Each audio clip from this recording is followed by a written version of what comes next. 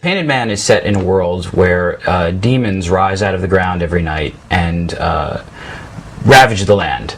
And they tend to hunt and kill any person they can find, and the only way to protect yourself from them is to hide behind magical symbols called wards, through which the demons cannot pass. The story is about three characters who grow up and realize they don't want to live like that anymore. It follows their lives from childhood to adulthood, showing how each one of them has been scarred by demons as a child, and how they grow up to overcome that fear and find that there's a larger world out there than they realized.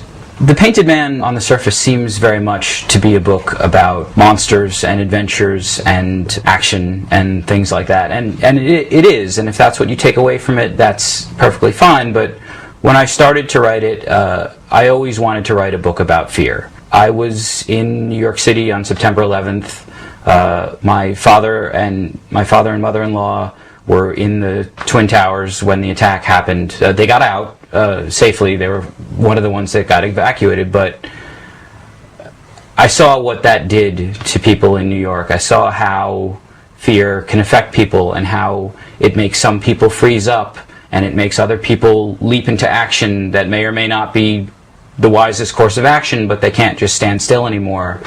And I wanted to write a story about that. So certainly a lot of things in the book were influenced by the War on Terror and by what was happening in the world at the time, but not in a particular way. If you're looking for a political commentary or something like that, you're not going to find it in this book. It's not meant to be there. What I wanted to do was create a world that was just as complex as what's going on in the world now, and that raises the same kind of ambiguous moral questions and makes you wonder about the difference between good and evil and what fear does to people.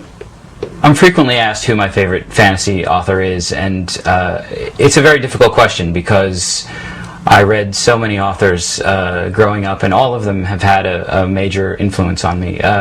The first book without pictures that I ever read that wasn't assigned by school was The Hobbit. So obviously I'm very rooted in traditional fantasy.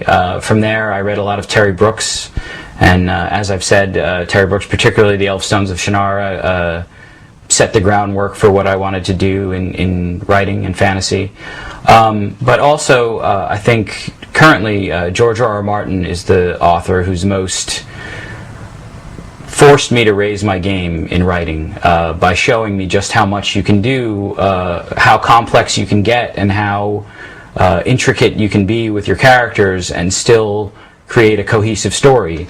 The next book will be very different in a lot of ways, perhaps a little more brutal, as all of the plans that I've laid have come to fruition, and now there will be a clash of peoples and ideals.